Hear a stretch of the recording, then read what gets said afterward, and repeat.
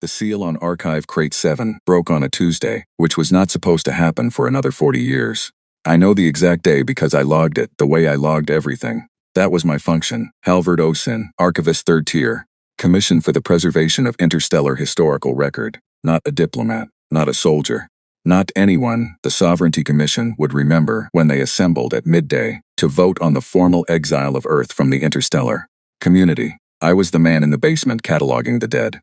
I was also, as it turned out, the only one in the building that day who had read the warnings they left behind, and the only one who understood, when I finished reading them, that there was no time left to wait for the right meeting to say so. Crate 7 had come in with the rest of the Vethrani hegemony's final records. 6 months prior, 38 crates, acid-sealed, stamped with the three-pronged emblem of a civilization that no longer existed. The Vethrani were gone. Their home system had been swallowed by a stellar expansion event 200 years ago, but their bureaucracy had outlasted them the way bureaucracies do, maintained by 3 success species who inherited the filing obligations along with the debt.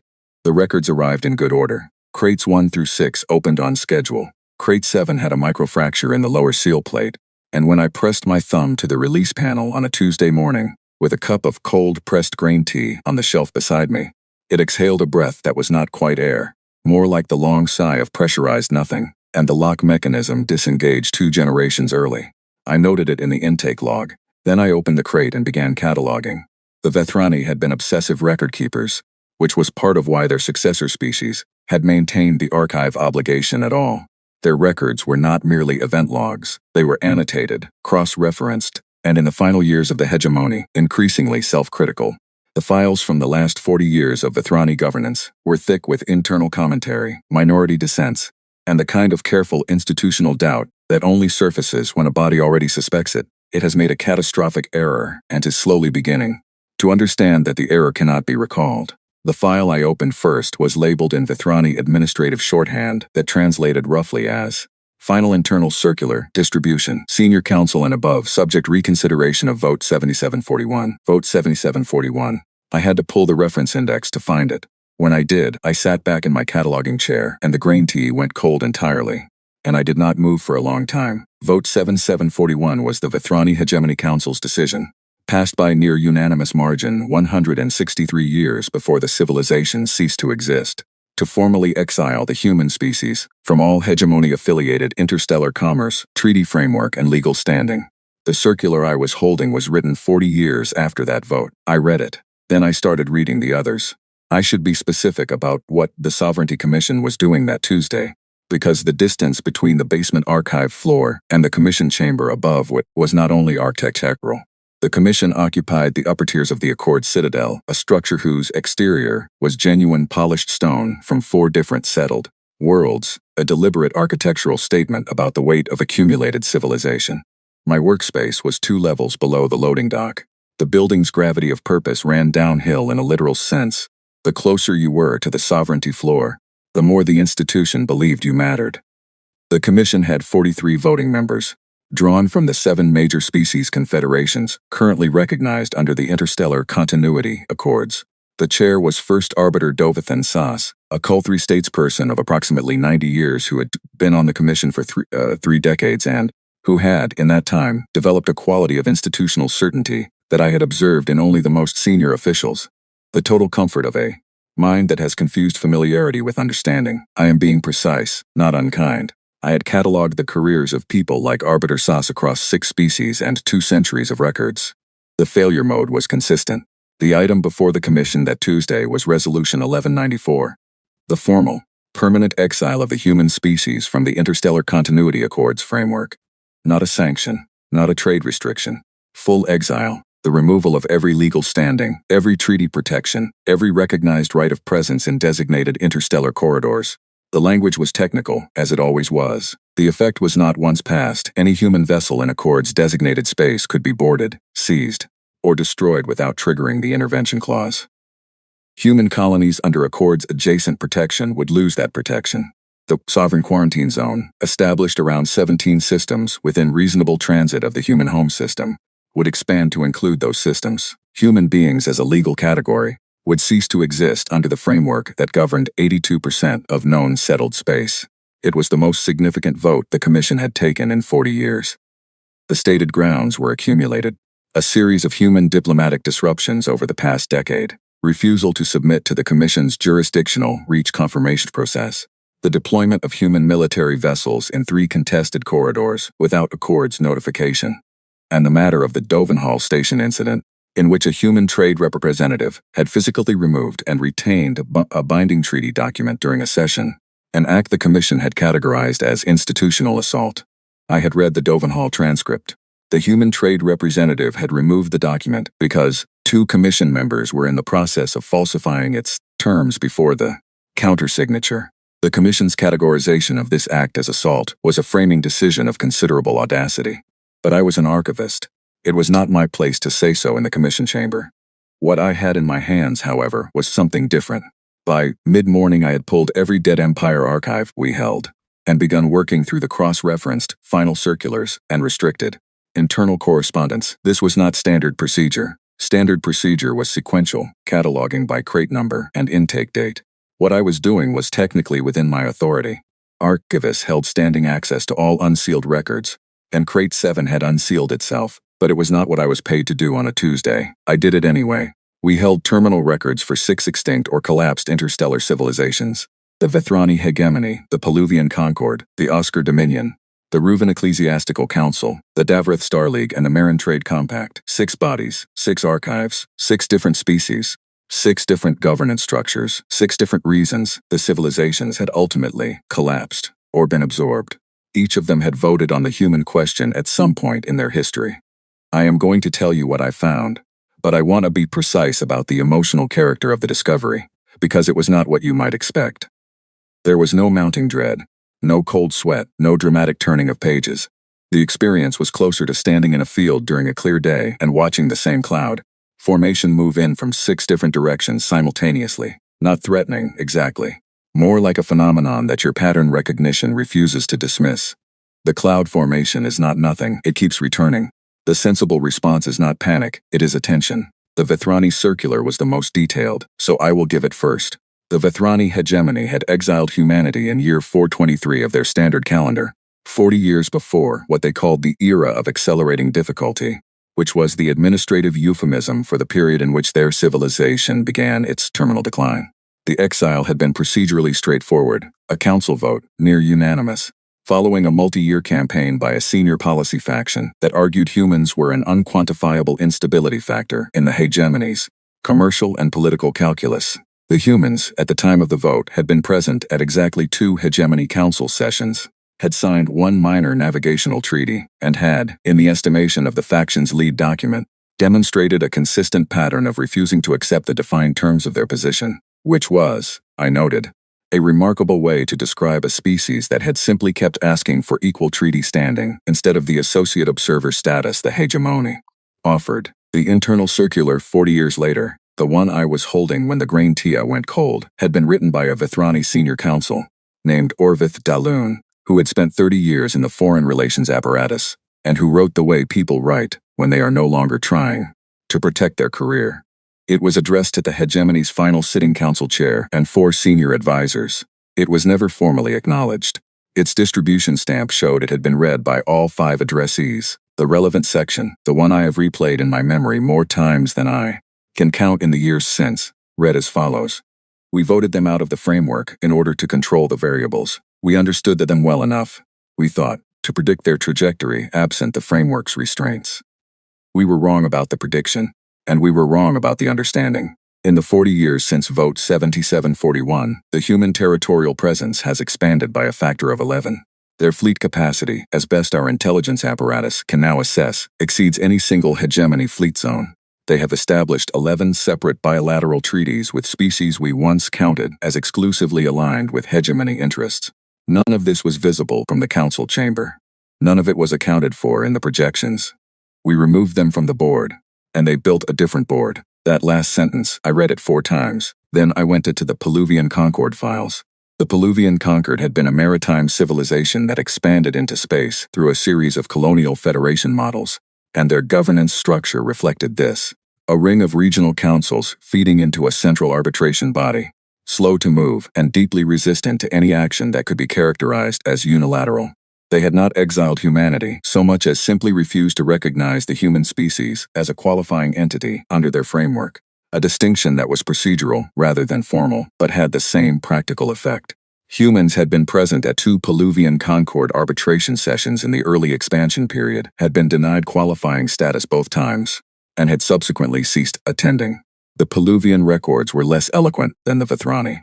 Their administrative language was dense with cross-references and conditional clauses, and the internal correspondence from the final decades of the Concord was largely concerned with the question of resource allocation in an era of contracting margins. But there was a file, a working group report commissioned by the Concord's final arbitration chair, dated approximately 80 years after the denial of human qualifying status, that was relevant. The report was tasked with assessing why several Concord-affiliated trade corridors had experienced a significant decline in traffic over the previous 2 decades. The working group's finding was that the corridors had been effectively replaced by an alternative routing network that they had not previously cataloged, operated under a series of agreements they did not recognize, and protected by a fleet presence they could not explain given the known specifications of human military capacity at the time of the last Concord intelligence assessment. That assessment, the report noted, was 80 years old. The report's recommendation was to commission a new intelligence assessment. There was no record of one being commissioned. The Concord had collapsed into factional dissolution 15 years later. I noted the date. I also noted something in the margin of the working group report's cover page, a brief annotation by whoever had filed the document in the Concord's Central Archive. It said, in the Peluvian commercial shorthand filed for record, no action taken. 4 words in the margin of a document that had tried, in the dense and careful language of bureaucratic concern, to say that something was wrong. No action taken. Filed and left for someone like me to read a century and a half afterward. I moved to the Oscar files. The Oscar Dominion was the most straightforward. They had declared humanity a non-entity under their legal framework after a border incident in which a human surveying vessel had entered a system that the Dominion claimed as sovereign territory and had refused to depart when ordered. The human vessel had remained in the system for 11 days, completing its survey, then departed without engaging, without communicating further, and without incident. The Oscar Dominion had classified this as an act of defiance and had issued a formal declaration removing all human legal standing in Dominion space. The follow-on records were, in their way, the most telling. Over the subsequent century, the Dominion had issued 17 additional declarations, each one escalating the formal language of the human exclusion. By the time the Oscar Dominion had fragmented into the 3 competing successor states that now held associate observer status in the current Accords framework, they were issuing declarations about human non-entity status on a semi-annual basis, each one slightly more emphatic than the last, each one, as far as the archival record showed, read by no one outside the issuing body. The humans had not responded to any of them. I sat with that for a while. 17 declarations of increasing force, issued to an audience that had stopped paying attention. There is something instructive in the compulsive quality of that. A body that knows, at some level, that its declarations are not producing the effect they are meant to produce, and responds to that knowledge not by examining the premise of the declarations, but by issuing more of them, louder. The declarations were not about the humans anymore, I think. They were about maintaining, for the benefit of the Dominion's own internal audience, the appearance that the humans were contained, that the declaration had force, that the category held. There was a final internal memo from the Dominion's last sitting arbitration council, written in the days before the formal dissolution vote. Most of it was administrative, the disposition of assets, the assignment of treaty obligations to successor states. Near the end, there was a paragraph that had been written by hand in the margin, in a script that the translation apparatus identified as belonging to one of the council's senior members. It said, "We have been issuing declarations to an audience that stopped listening long ago. I do not know when they stopped. That is the problem." I photographed the margin note and added it to my working file. The Reuven Ecclesiastical Council had formally excommunicated the human species, their term, following a theological dispute about the status of non-aligned sentient life under the Reuven cosmological framework. The dispute had been triggered by a human academic who had attended a Reuven symposium as an observer and had asked during a question period whether the cosmological framework's exclusion of non-Reuven sentient life was a theological position or a political one. The question had caused a procedural crisis that lasted 3 sessions, and the eventual resolution had been the excommunication declaration, which carried all the formal weight of Reuven ecclesiastical law and the practical force, in interstellar terms, of a strongly worded letter. The Reuven Council no longer existed as a sovereign body. It had been absorbed, voluntarily, into the Davrath Star League approximately 140 years later, after a period of sustained internal decline that their own records attributed, in the main, to the progressive loss of commercially significant relationships with species who had chosen to develop alternative frameworks for navigating contested theological and governance questions. The human academic, I found in a footnote, had published the question and the procedural crisis as part of a broader work on interstellar institutional resistance to external scrutiny. It had been translated into 4 non-human languages within a decade of publication. I noted this without comment in my working file. I thought about it, though. A species that responds to formal excommunication not with outrage, not with a counter-declaration, but with a published academic paper. There is a particular quality of confidence in that, the confidence of someone who does not need the institution's recognition to conduct their work, and who finds the institution's response more interesting as a data point than as a threat. The Davrath Star League was the one that required me to sit still for a while. The Davarath were a militarist civilization, not aggressive in the expansionist sense, but organized around the premise that security was the primary value, and that all other political goods were contingent on its maintenance. Their Star League had been one of the most capable military bodies in the settled galaxy during its peak period, and their governance structure reflected this. A council of military sector leaders, a civilian advisory body with limited formal authority, and a supremacy clause that gave the military council final authority in any matter determined to touch on security questions. The Davarath had not simply exiled humanity. They had done something considerably more considered. They had assessed humanity, determined that humanity represented a Category 3 security ambiguity, and placed the species under a formal quarantine protocol, a legal and military structure that restricted human movement, communication, and treaty formation in Davarath-adjacent space, and that required the Davarath fleet to maintain a constant observation posture along the quarantine boundary. The protocol had been in effect for approximately 60 years when the Davarath Military Council commissioned a comprehensive security review. I had the full text of that review. It was 140 pages, and the section relevant to the human question began on page 87. I will summarize, because the full section ran to 12 pages of dense military analytical prose. The review found that the quarantine protocol had consumed, over 60 years, approximately 14% of the Davarath fleet's operational capacity. Ships assigned to boundary observation. Resupply runs to observation stations, administrative staff processing the constant stream of data from the quarantine perimeter. It had also, the review found, required the Davarath to decline 12 bilateral security agreements with other species during the period in question, because the terms of those agreements had included provisions that would have required sharing quarantine zone intelligence with partner species, which the protocol forbade. In exchange for this expenditure, the protocol had, and I am quoting directly from page 93, successfully restricted human movement in sectors representing approximately 8.3% of their actual operational theater, while human activity in the remaining 91.7% has proceeded without impediment or observation. The review recommended maintaining the protocol. I noted that recommendation and went on, but I came back to it because there was something in that recommendation that sat in the room with me. Not the percentage, though the percentage was stark enough. It was the recommendation itself. A military council that just looked at its containment mechanism covers 8.3% of the thing it is meant to contain and recommends maintaining it. The explanation has to be that the mechanism was never truly about the humans. It was about the council's ability to tell itself a certain story about the humans, a story in which they were contained, bounded, manageable.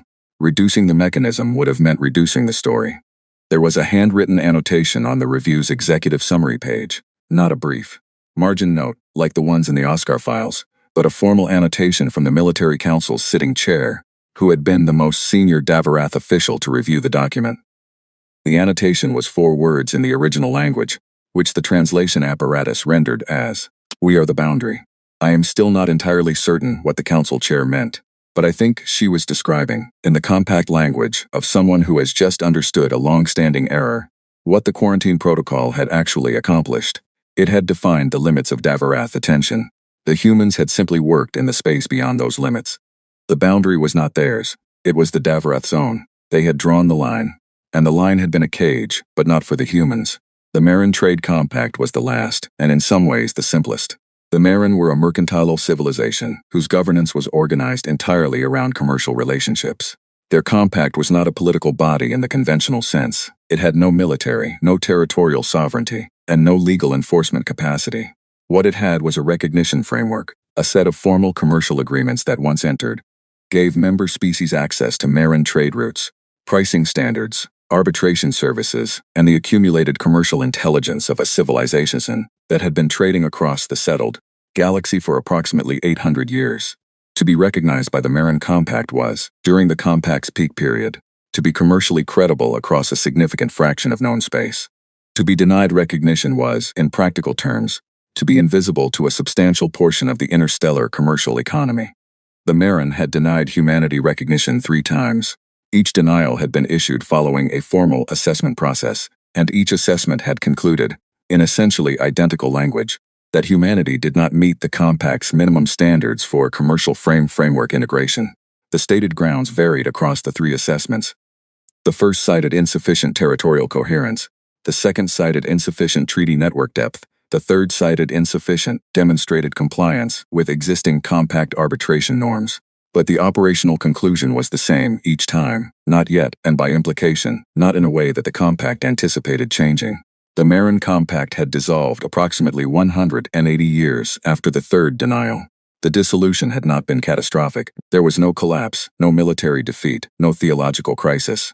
The Compact had simply become progressively less relevant as the commercial landscape shifted around it, as new trade corridors developed outside its recognition framework, as the species it had once credentialed found alternative paths to commercial credibility. The dissolution vote had passed with a comfortable majority, which was, in its way, the most dispiriting possible ending for a commercial civilization.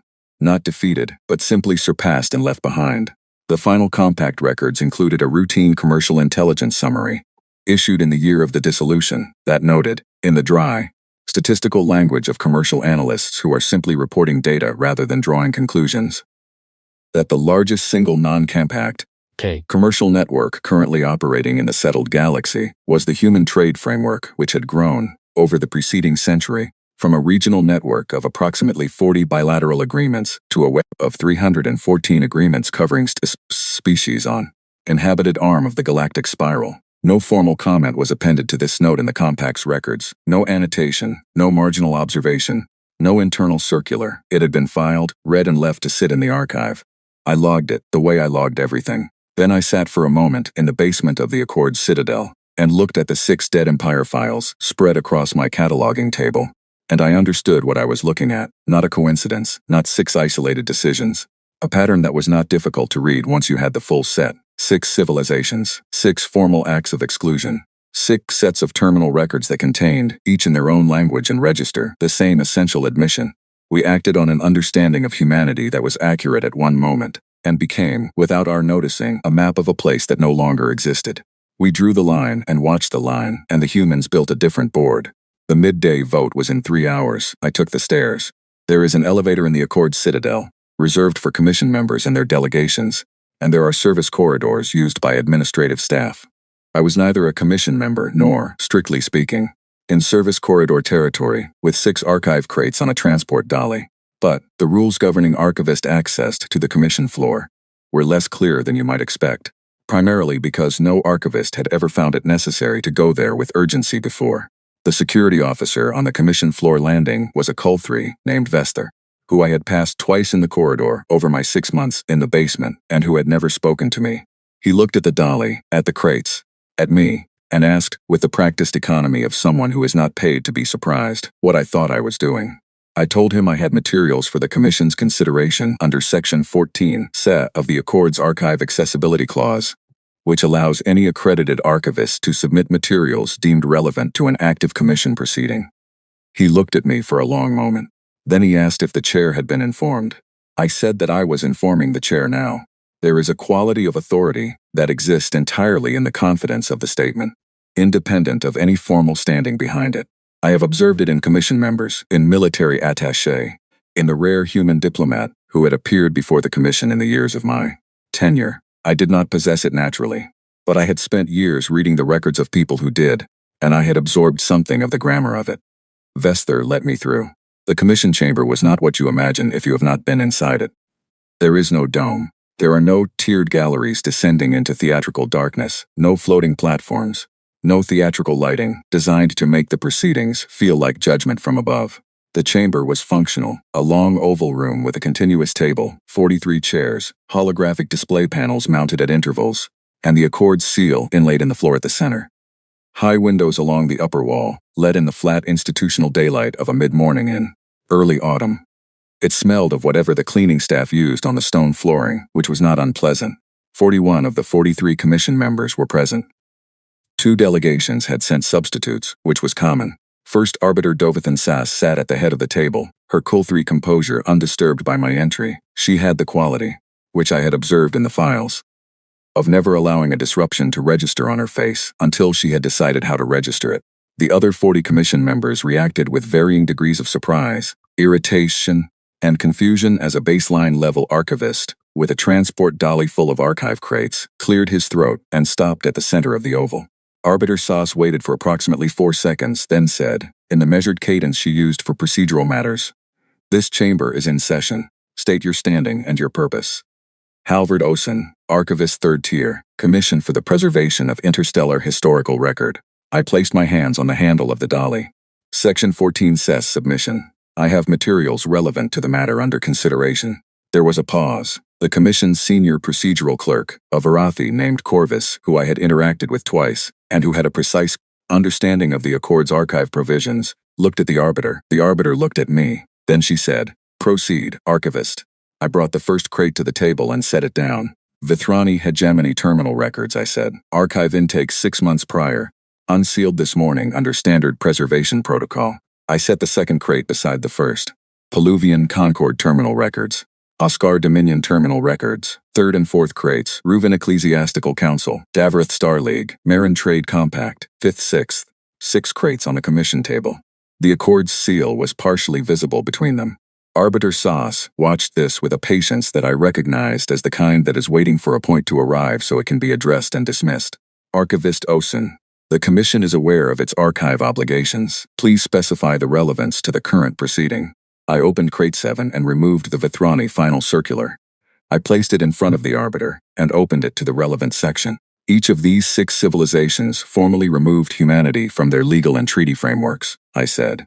The removal was accomplished through a range of mechanisms: formal exile, denial of recognition, quarantine protocol, excommunication, non-entity declaration. The specific procedure varied. The outcome was consistent. I paused. Each of these 6 civilizations no longer exists.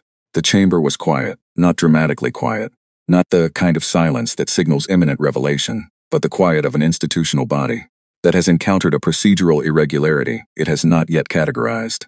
Several members had turned to face each other. The delegate from the Peluvian Successor Confederacy was looking at the crates the way you look at an object when you are trying to determine that whether its presence in the room changes what kind of room you are in.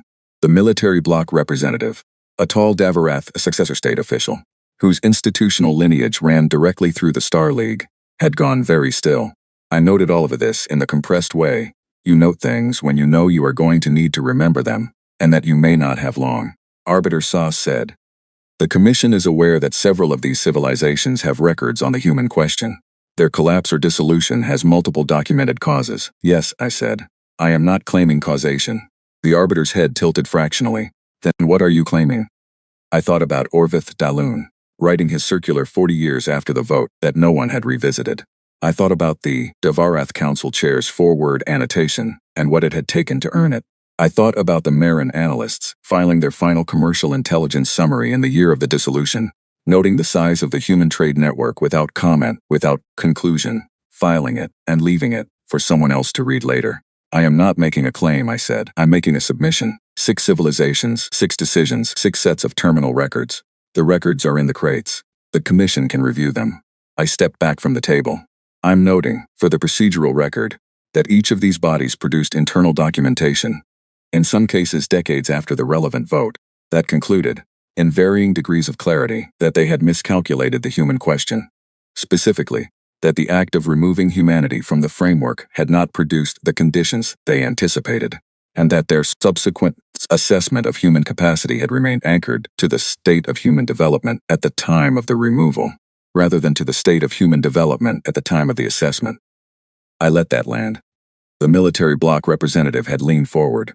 Almost imperceptibly, two members near the end of the table were conferring in quiet voices. The procedural clerk, Corvus, was writing. In each case, I continued, the body that issued the removal acted on what it believed was an accurate and current understanding of the human species. The terminal records indicate that by the time the error was identified internally, the error was no longer correctable.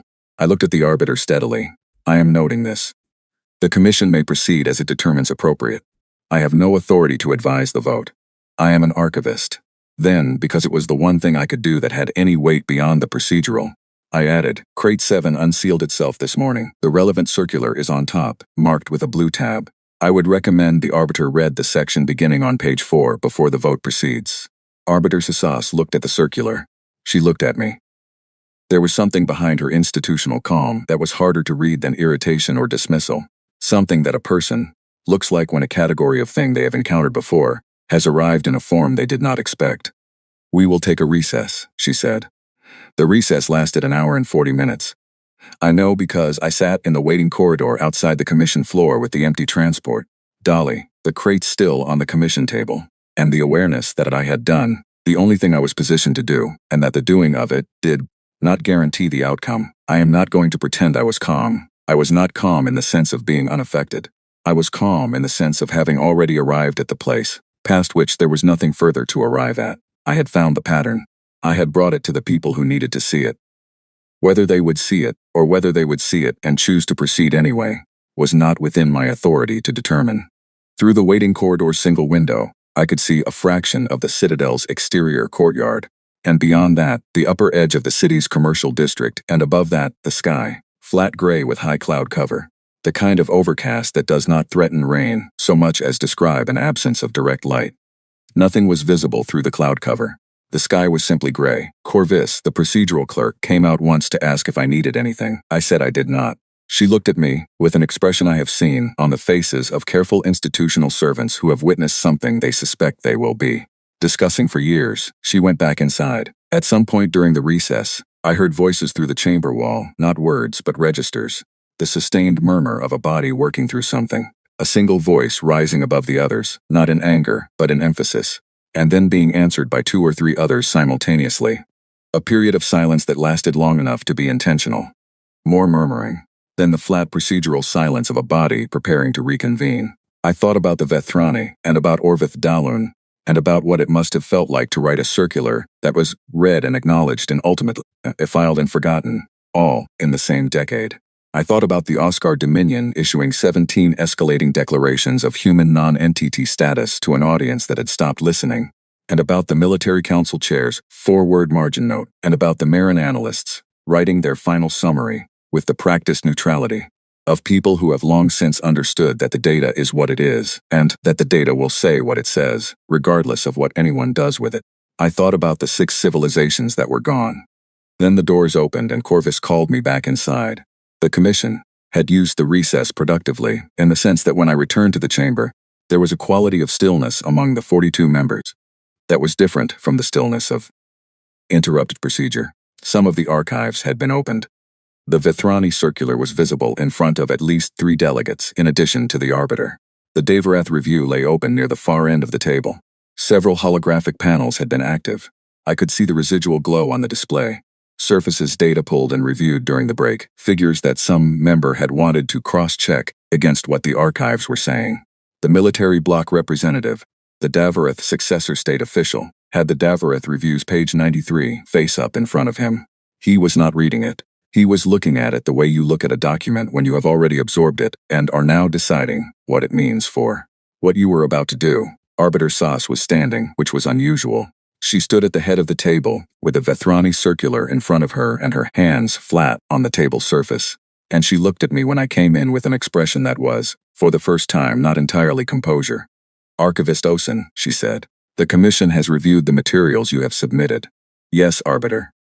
The commission wishes to note, for the record, that the collapse of the 6 civilizations represented in these archives has multiple documented causes, and that a causal relationship between their actions on the human question and their eventual dissolution cannot be established from these records. I said that myself, I said. I am not claiming causation. You are, however, claiming a pattern. I am submitting evidence of a pattern. The pattern is there to be read or not read, as the Commission determines. There was a pause. The institutional weight of 42 species representatives in a room considering a procedural irregularity that had introduced historical evidence they had not anticipated is a different kind of weight from the theoretical weight of civilizational decision-making. It is immediate. It is in the air of the room, in the adjusted postures, in the angles at which people are looking at each other versus not looking at each other. The Commission, Arbiter Sauce said, has questions about the human status under the current Accords framework as it exists today. Not the historical record, the present status. I can speak to what the archive record shows, I said. I am not an intelligence officer. I can't speak to current operational data. You are an archivist, she said it carefully. The way someone says a title, when they are thinking about what the title means, and finding it more than they expected. What does the archive record show about the current status of the human species? I had thought about how to answer this during the recesses. The most recent entry in our active record for the human species dates from 11 years ago, I said. It is a summary of HFY Human Trace Network Expansion, filed by the Commission's own Commercial Assessment Office. It describes a network of approximately 208 bilateral agreements. I paused. The Marin Compact's final commercial intelligence summary, filed in the year of their dissolution, described the human trade network as encompassing 314 agreements. That document is 112 years old. The room processed this. Several delegates were doing the arithmetic. The delegate from the Veth Successor Confederacy, the largest of the species, that had inherited Vithrani governance obligations, spoke for the first time. Her name was Pelara Doveth, and she had the particular stillness of someone who is not speaking because they have nothing to say, but because they are deciding whether what they have to say serves any purpose. You are suggesting, she said, that our current assessment of human capacity may be similarly outdated. I am submitting 6 archives that contain 6 separate instances of a body that acted on an outdated assessment, I said. Each body believed its assessment was current. Each body was wrong about that belief. I am not in a position to determine whether the Commission's current assessment is accurate. I have no access to current intelligence. I looked at her steadily. I am an archivist. I can only tell you what has happened before.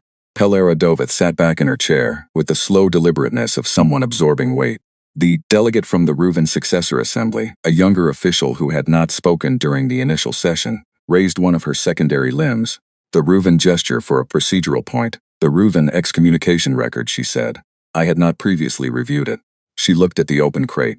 The human who raised the question at the symposium, the academic. Is there a current record? The academic's published work is in the Reuven archive, I said. I cannot speak to their current status. The Reuven record ends with the Council's absorption into the Star League. The delegate looked at the crate for another moment. Then she said, quietly, to no one in particular, we were their successors, and we never read the file. No one answered that. Arbiter Sauce said, the Commission will vote. I was asked to wait outside again. This time the recess lasted 11 minutes. I counted them. The corridor outside the Commission floor had a clock display mounted near the elevator, a standard institutional timepiece, the kind that marks hours and fractions without comment. I watched it. 11 minutes, and by my count, somewhere between 20 and 30 seconds. 11 minutes to vote on the formal exile of a species from 82% of known settled space. I had worked in this building for 3 years. I understood that the Commission was an efficient body, and that the arbiter ran her sessions with the procedural economy of someone who believed that time spent deliberating past the point of decision was time wasted. I also understood that the speed of the vote told me something about the distribution of conviction in that room. Some of those 26 votes had been decided before my submission. Some had been decided during the recess. Some, perhaps, had been decided in the corridor between the chamber and wherever the delegates went when the doors closed. 9 had shifted by my estimate. 9 of 43, 1 in 5, not enough, and more than I had reason to expect from a body that had spent 3 years building toward this resolution. I thought about that as I walked back to the basement. The vote passed. I want to be direct about this, because I think any account that softens it into something that did not happen would be a different kind of lie from the Oscar Dominion's 17 declarations, but a lie in the same family. Resolution 1194 passed by a vote of 26 to 17, with no abstentions. The formal exile of humanity from the Interstellar Continuity Accords framework was registered, sealed, and transmitted to all member bodies in the standard distribution. The 6 archive crates were returned to me for cataloging and restorage. Arbiter Sauce read the resolution into the formal record with a neutral procedural cadence she used for every formal act, and the chamber proceeded to the next item on the session agenda. The 17 dissenting votes were not nothing. Before the submission, I had been told, by Corvus, over the brief conversation we had in the corridor, that the projection was 31 in favor, 12 against. The archives had moved 9 votes. Whether that was a testament to the persuasive weight of historical evidence or to the procedural's disruption of an archivist appearing with a transport dolly at an inopportune moment, I could not say. 9 votes, not enough, but not nothing. I took the crates back to the basement and cataloged them.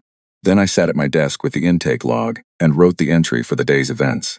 Crate 7, Vethrani Hegemony, Terminal Records, unsealed under Standard Protocol, cataloged, submitted under Section 14C to Commission Proceeding, returned post-proceeding. Standard notation, nothing unusual in the language. Then I opened a new file and began writing what I am writing now.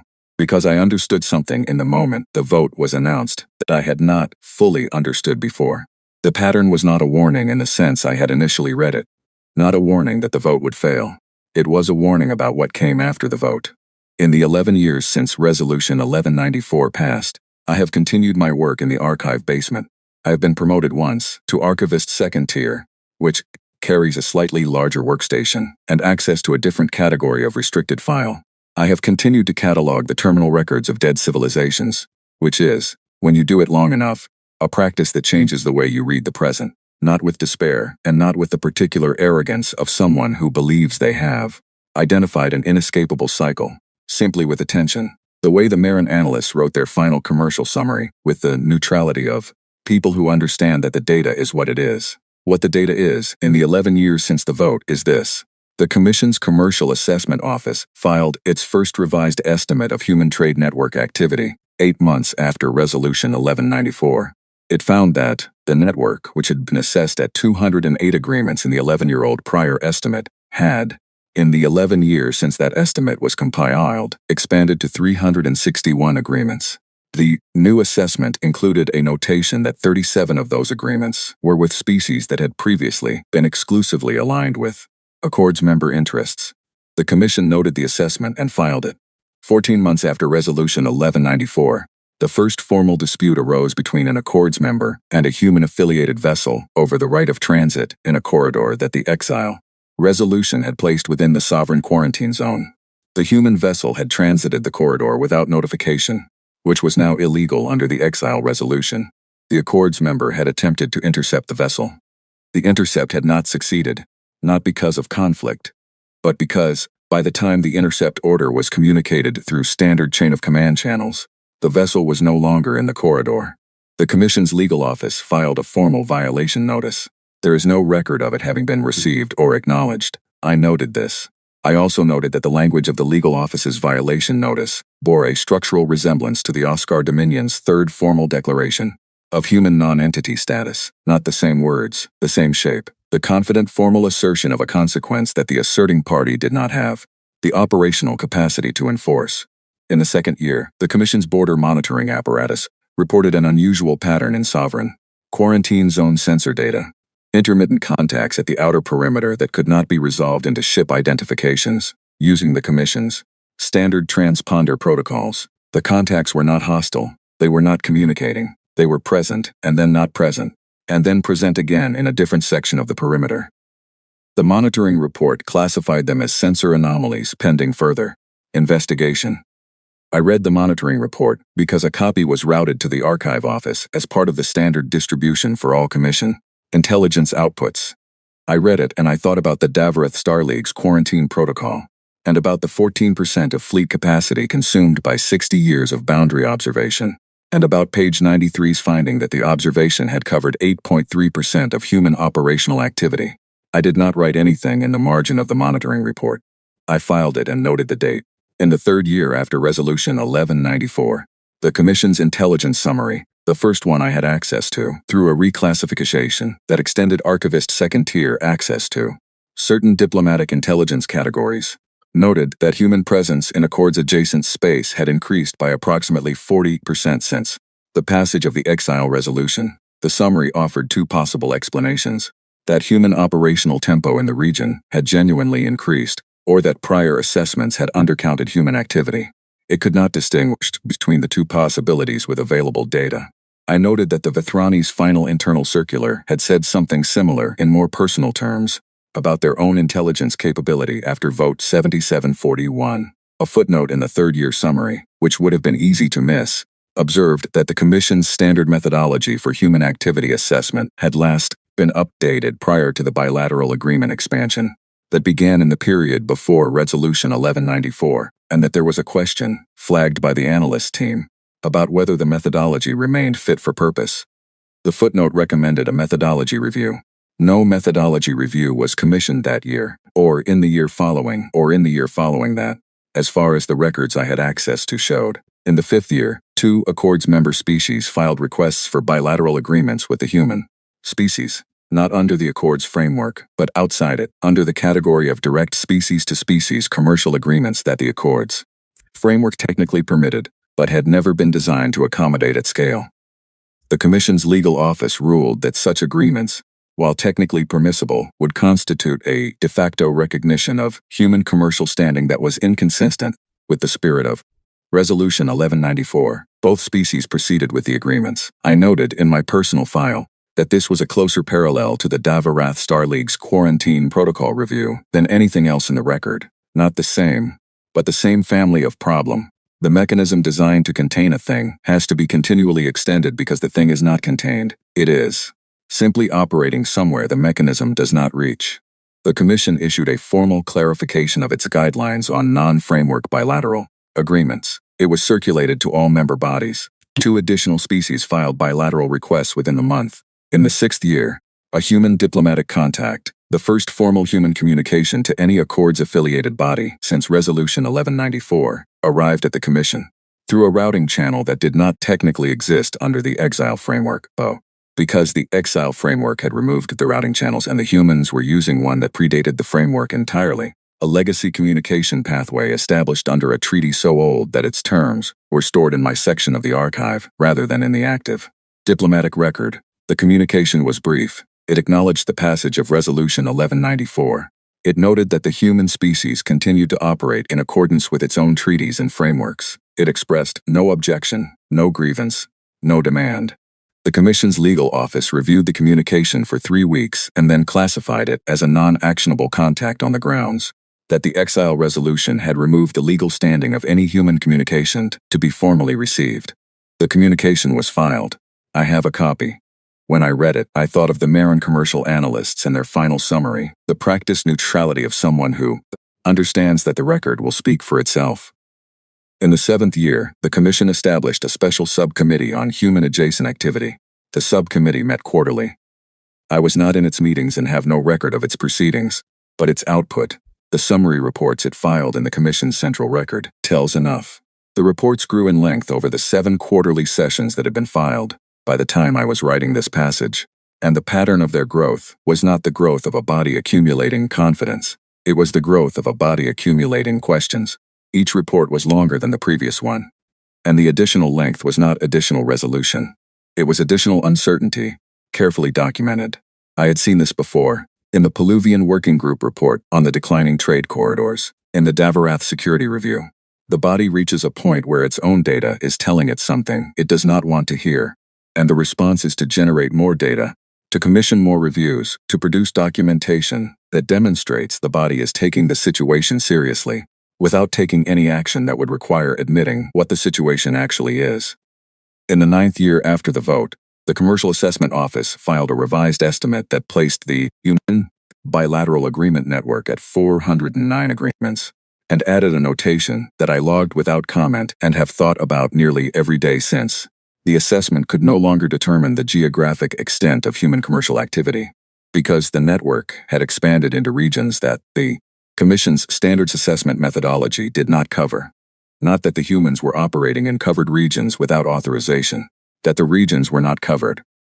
I thought about Orvith Dallon's sentence, "We removed them from the board." and they built a different board. In the 10th year, Pelara Doveth, the delegate from the Veth Successor Confederacy, the one who had sat back in her chair during the commission session 11 years before, was elevated to deputy arbiter of the commission. She had, I understood from the administrative records I had access to, consistently voted in the minority on matters touching the human framework since Resolution 1194. I do not know whether her elevation changed anything about the commission's internal deliberations. I am not in those rooms. What I do know is that she sent a routing notice to the archive access log 8 months into her tenure as deputy arbiter, requesting copies of the summary materials from the original Section 14Z submission, the Vithrani Circular, the Peluvian Working Group Report, the Davarath Security Review, the Marin Final Commercial Summary. I processed the request myself. I sent the materials. I noted it in the log. 7 weeks later, a second request came through. This one from the Commission's Intelligence Assessment Directorate, not from Pelara Doveth's office, requesting the full Davarath Star League security review in its entirety, including the classified annexes that I held under second-tier access. The request was routed through proper channels and properly authorized. I sent it. The timing of the two requests, Pelara Doveth's review of the summary materials, followed 7 weeks later by the Intelligence Directorate's request for the full Davarath document, was not something I could confirm as connected. It may have been coincidence, but I noted the timing, the way I noted everything, and I added a quiet annotation to my personal file. Something in the upper tiers of the institution was beginning. In the way of institutions, the slow process of arriving at a conclusion that was already written in the archive. No formal response was filed. Nothing further came through the routing system, but the request was there. Someone in the upper tiers of the institution had gone looking for the record. That is not nothing. That is the way institutions change. Not in single votes, not in procedural disruptions by archivists with transport dollies, but in the slow accumulation of individuals who have read something they cannot unread, who carry it with them into the rooms where the decisions are made, and who, when the moment comes, vote differently than they might have otherwise. I do not know if the moment will come in time. I am going to describe what I saw through the archive basement's single exterior window on a Tuesday evening in the 11th year after Resolution 1194, which was the same Tuesday that the Commission's Subcommittee on Human Adjacent Activity filed its 8th quarterly report, the one that the Commission's Intelligence Office had, I later learned, spent 3 weeks delaying because they were not certain how to categorize what they were describing. The window looks west. In the late afternoon and evening, when the cloud cover permits, it catches the last of the daylight. I had been working late, cross-referencing the Peluvian Concord's commercial corridor files against the current trade route mapping, because there was a question in the subcommittee's latest report about corridor usage that I thought I might be able to contextualize from the Peluvian records. I had not eaten since mid-morning. The grain tea on my shelf had gone cold again. At approximately the 17th hour, the cloud cover broke, and I saw the sky. I want to be precise about what I saw, because precision is the thing that distinguishes a fact from a story that contains a fact. What I saw was this: in the western sky, at a distance and altitude that placed them outside the atmosphere but within the visible range of an unaugmented eye on a clear evening, there were shapes. The shapes were ship-sized. There were enough of them that I could not count them in a single glance, and when I tried to count them deliberately, I lost track between 20 and 30, because more were appearing from behind the cloud margin at the south end of the break. They were not moving in formation. They were not moving at all, as far as I could determine. They were simply there, present in the evening sky the way a fact is present, not announced, not performed, simply occupying space and being visible to anyone who looked up. I looked at them for a long time.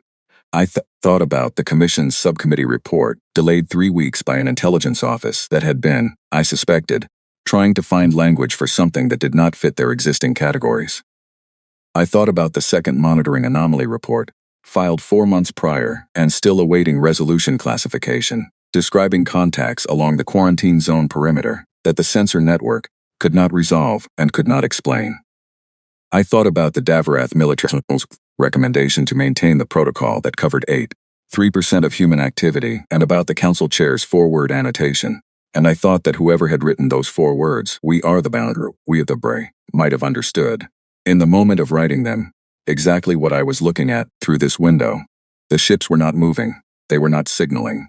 They were not positioned in any configuration that suggested imminent action. They were doing what the human diplomatic contact in year 6 had done, and what the human surveying vessel had done in the Oscar border incident a century and a half ago. They were simply present, doing what they intended to do, visible to anyone with a window and a clear evening, indifferent to whether the institution looking out at them had a category for what it was seeing. Then I turned back to my desk and picked up my intake log and wrote the entry. I noted the time, the date, the weather conditions at the time of the break in the cloud cover, the estimated number of vessels, their approximate position in the sky, and the duration of my observation. Standard notation. The factual record of what was observable from the archive basement window on a Tuesday evening in the 11th year after Resolution 1194. I thought about the Davarath Council Chair's 4 words, "We are the boundary." I thought about what the Commission's subcommittee report had been trying to describe with 3 weeks of delay and careful language, and about what the ships in the western sky were making unnecessary to describe carefully. Some facts do not require language to communicate. They require only a clear evening and a window that faces west. The cloud cover closed again 20 minutes later. The sky returned to gray. The ships were no longer visible, which is not the same as saying they were no longer there. I sat at my desk for a while after the window went gray again. I thought about filing an incident report. I thought about the routing system and the chain of command and the correct procedural pathway for an archivist who observes something from a basement window that may be relevant to an active subcommittee inquiry. I thought about the Oscar Dominion's 17 declarations and about the Commission's legal office's unanswered violation notice and about the word that keeps appearing in the terminal records of dead civilizations, not in a single place, not in a single language, but in the accumulated weight of the record. Too late. I did not file an incident report. An incident report would have been accurate and procedurally appropriate and would have been read and noted and filed. And in 40 years, or 100 years, or in whatever unit of time the institution of this world had remaining, before someone opened its crates and read its circulars, and sat back in their chair and understood the pattern, it would have been there in the record. Another document that was read and acknowledged and ultimately set aside. What I did instead was this. Then, beneath the standard notation, I opened a new section of the file, not a standard log entry, but the continuation of what I have been writing here, and I wrote the rest.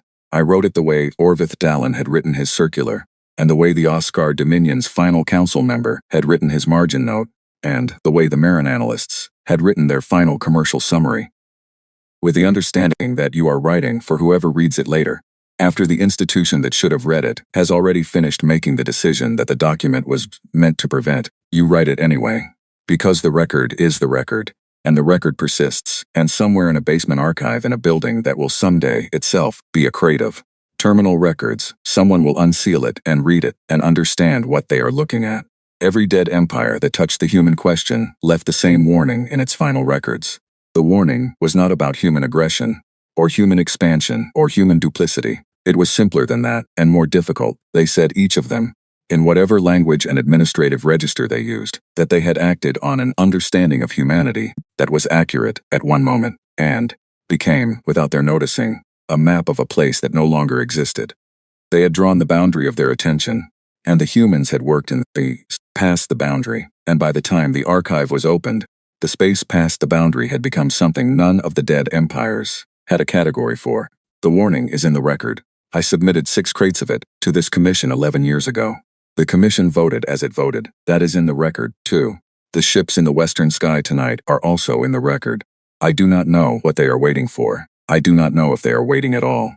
What I know from the record is that this commission does not know either, and that the specific quality of not knowing, the comfortable uncertainty of a body that has decided the thing it does not understand is less important than it actually is precisely the condition that each of these 6 dead empires described in their own words, in their own final circulars, in the records that came to me in sealed crates and that I have catalogued and filed and now set down here. The commission voted to exile a species it had never accurately assessed, using an authority it was not large enough to enforce, against an entity that had long since stopped needing its recognition. The same action, in the same shape that 6 earlier civilizations had taken. The same miscalculation, the same confidence that the act of exclusion would define the excluded. It does not. It never has. The record is clear on this if the record is read. I am Halvard Osen, Archivist 2nd Tier, Commission for the Preservation of Interstellar Historical Record.